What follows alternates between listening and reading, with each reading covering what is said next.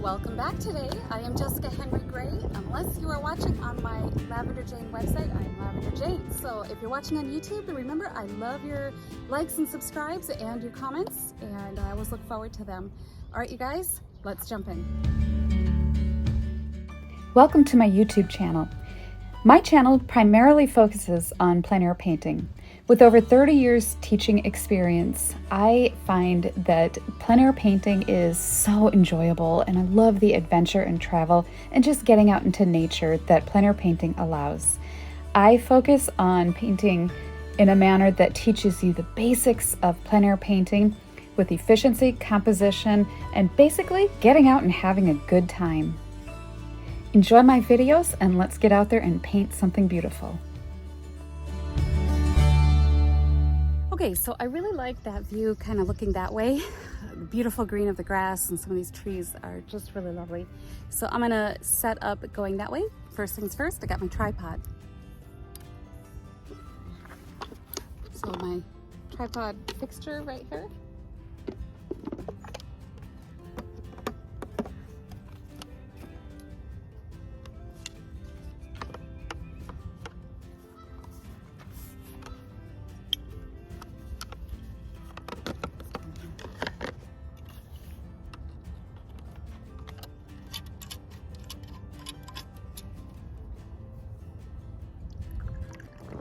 So first things first, I've got my palette here. I've got my workspace, and I don't mind that I have some of these colors already on my palette, dried from the last time I was out.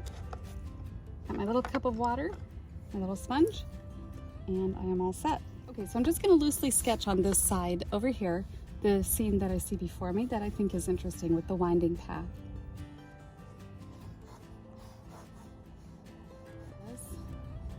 It goes up a little bit, and I'm looking forward to getting some of that light spring color in there. So I'm gonna just lay down my sky, my background color. So taking a little bit of the cobalt, I've got ultramarine blue over here. Just a nice light mixture. Now there's a lot of clouds over there right now, so I'll leave that the white of the paper. The clouds.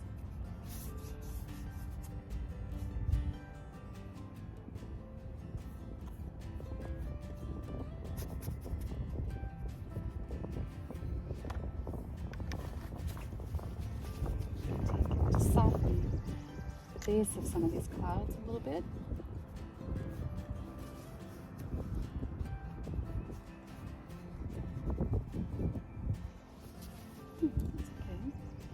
If I want that to show up a little lighter down here, I'm just going to darken a little here.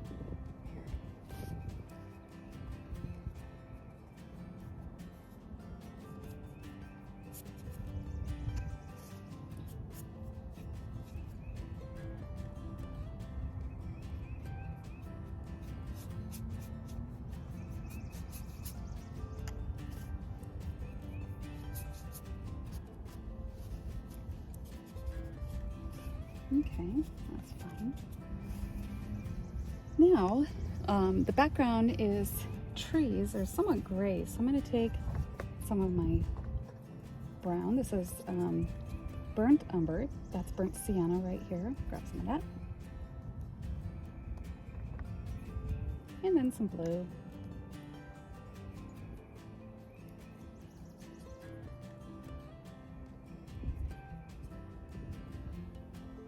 I'm going to keep that light because I want to paint a light green over it. And I don't mind painting just right over the top of these trees here too, because they're going to be a little darker than those distant trees.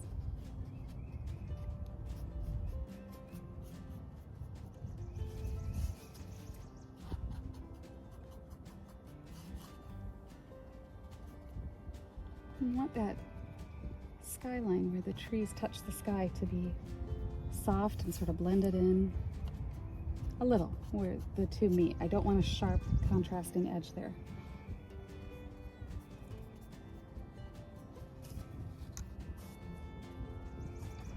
Now if you do make yourself a top here or a bottom, One thing I do recommend that I was glad I did is I varnished it with a high gloss boat varnish, spar varnish, and that makes it so that the water just, it doesn't affect it.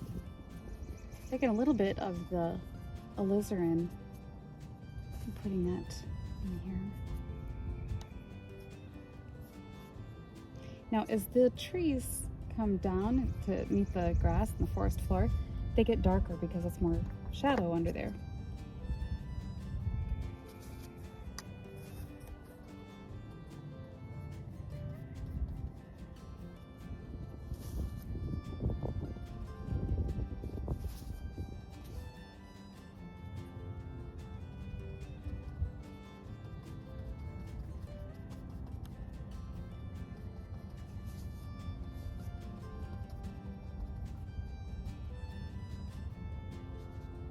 Gonna soften where those meet. The trees and the background there. Just so it doesn't have a stark cutoff.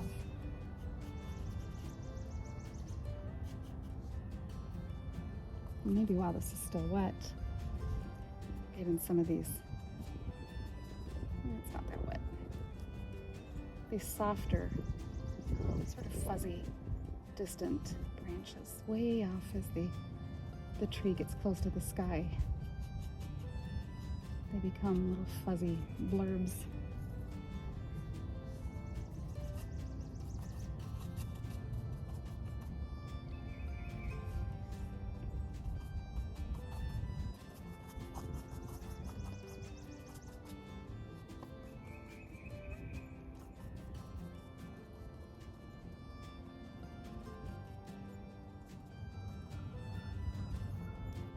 I don't want anything really sharp and distinct in there. I'll save that for the contrast up close, and that'll really make these feel like they're going way back.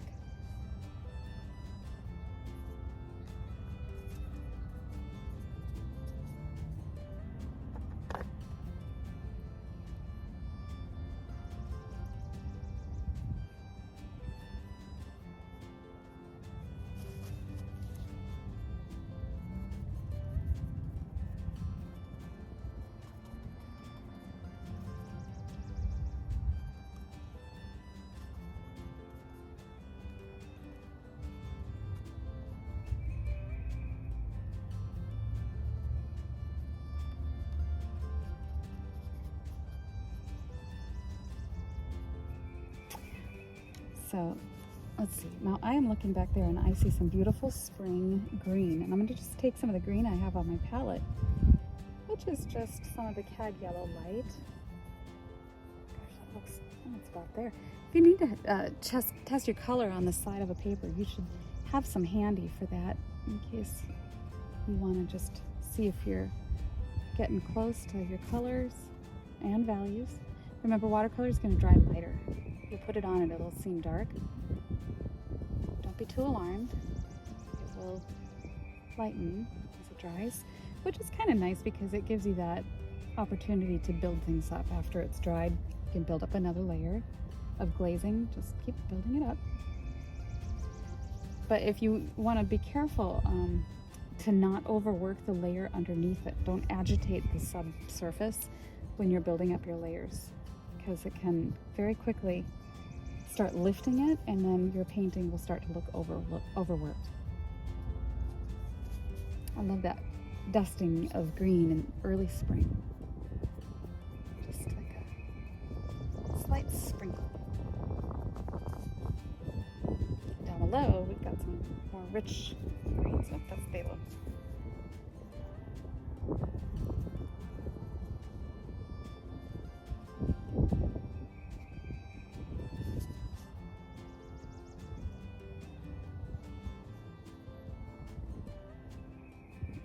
I'm tempted to make those greens back there really dark and rich, but I want to save that rich dark green for in here. So you always have to temper what you're working on by looking all around. Take the whole picture in. It can easily get out of hand if you start focusing on one thing before taking a whole broad view of the scene. A little bit of pink, where some of these trees back here are budding and they sort of have a pinkish tone. I'm gonna grab some of that.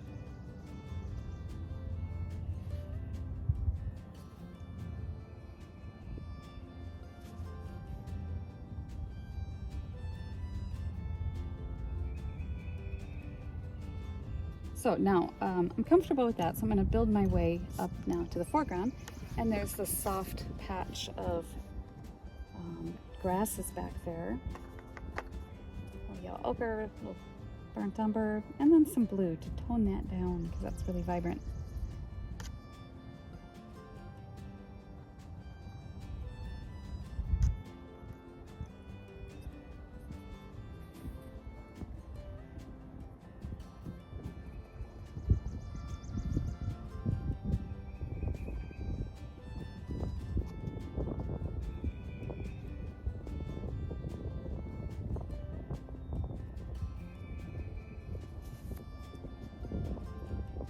Now, let's get some of that beautiful vibrant green back there. Got quite a few greens here, and I will give you, oops, that's phthalo green. I'll give you a little picture. I'll hold my watercolor chart of the colors up to the camera before I'm done, and you can see what I'm using. This is cad yellows, different cad yellow light, cad medium. Let's see where we are with that. Ooh, that's nice. Now I kind of want to be careful and not get this too much on the trees because there's not a lot of that bright green in the trees. So I'll just kind of work that around them. And I like to work in puddles where I drag the puddle down.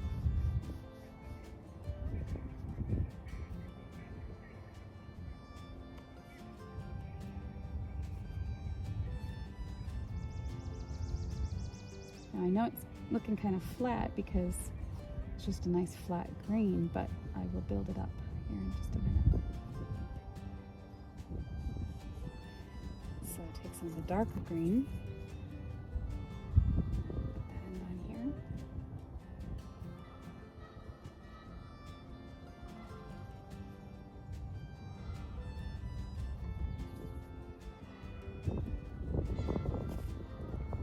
Over here, I don't mind if it gets a little cooler, sort of bluish green, because it's further off and it looks more in shadow and it's less the focal area than what's right up in front.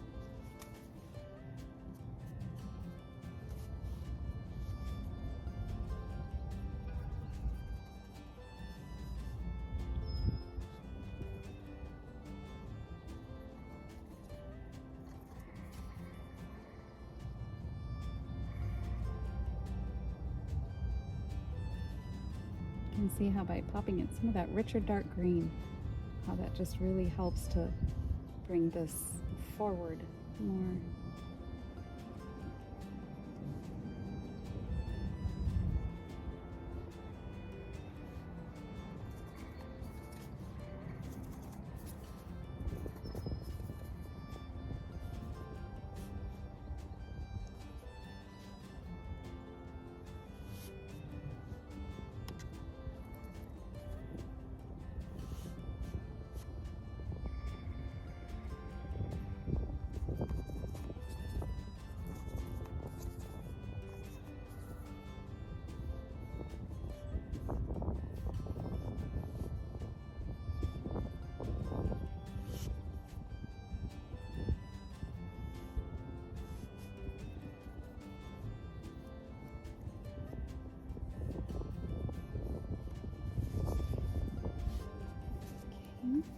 Now, while it's still wet, I'm going to get sort of my shadow blue color, ultramarine blue, right into that green. And I like to put this down while it's still wet. And some of these aren't as wet back there, but that's okay. We'll just stretch them across.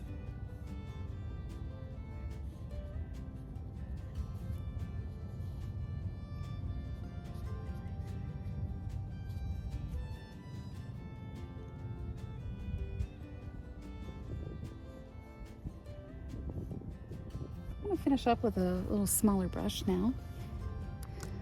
I'll just make a light gray just to block in where the trees are. Blue and brown.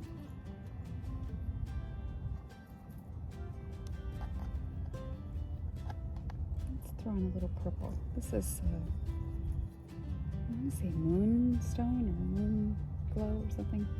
I like it because it gives it a little bit of violet tone grace. Very delicately, lightly press.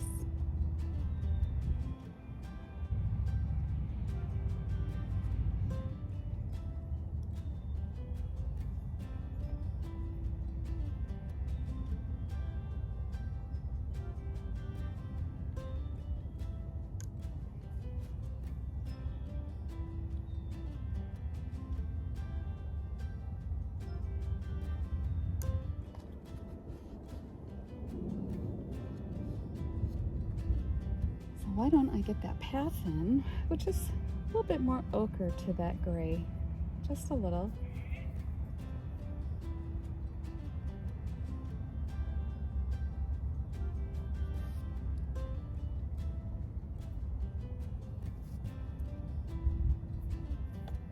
And I'll put it on the whole path, and I'll come back through with some shadows. Now the shadows that I see going across that sidewalk are a little bit more violet, so I'm going to grab some of that dusty purple.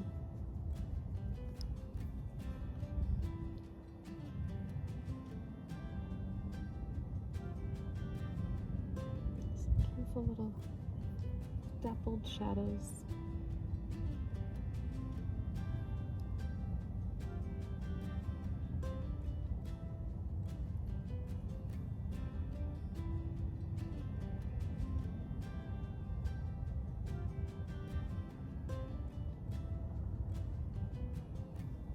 As those go back, they have to be lighter.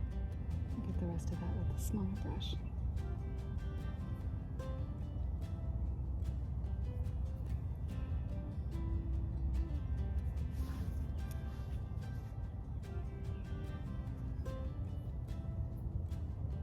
So that's kind of my anchor tree. That's sort of setting the tone for everything else. So maybe a little yellow ochre. Ooh, that's bright. Further back. I don't like to make trees brown, of course, because they're not. But most of the time they're gray, but some of the trees have a little bit more yellow ochre into the trunks, and so I like to try to play with those subtle changes that I see from tree to tree.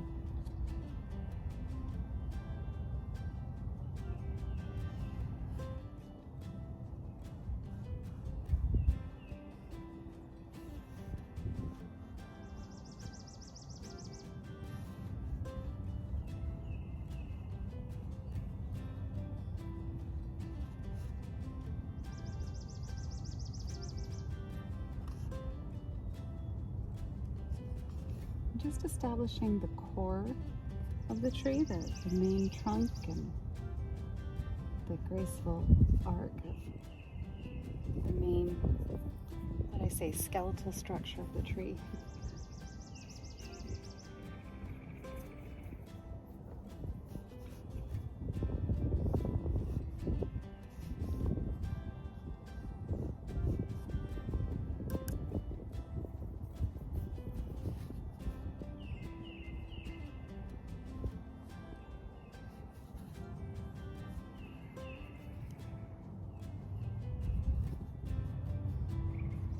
I always take a little bit of the tree shadow color and just glaze it right into right onto the ground where the shadow connects. And that just makes the tree sort of feel like it's connected to the ground too.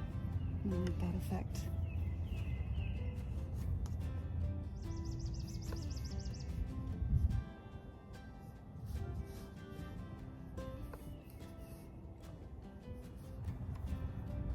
Bring this green up into the tree a little more, right here.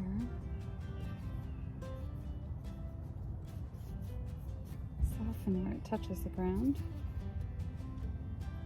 A little brush I found, oh gosh, Hobby Lobby or Michael's, but I like it for some foliage and little things like that. So I'm just gonna take some of this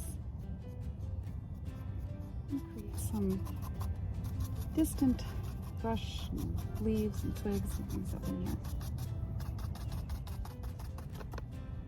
I hope you can see that with just some simple techniques, nothing I did here was very complicated, you can have a very pleasant, peaceful afternoon doing some little plein air painting, simple watercolors, and you don't need to get fancy with the setup like this. I'll do another video of my daughter's watercolor plein air setup that I bought her that is a whole lot smaller than mine, and I think that you might enjoy that one too. Those are all available, those little portable kits on Amazon, so you can get set up for a really easy, affordable effort to just get out and do some of this. And it's so nice for travel too. Just throw it in the car, throw it in the airport overhead baggage or whatever. I mean, it's not a problem anywhere ever. All right, everybody, well, that wraps up this little video. I hope you enjoyed it and got something out of it. It's always refreshing and nice to get out and do plein air painting no matter what. And of course, watercolor is such a forgiving, loving medium. I absolutely adore it. So I hope that you give it a whirl. You can do it. Super affordable, super fun and relaxing. You heard these beautiful birds, and I will see you guys next time. Okay, bye-bye.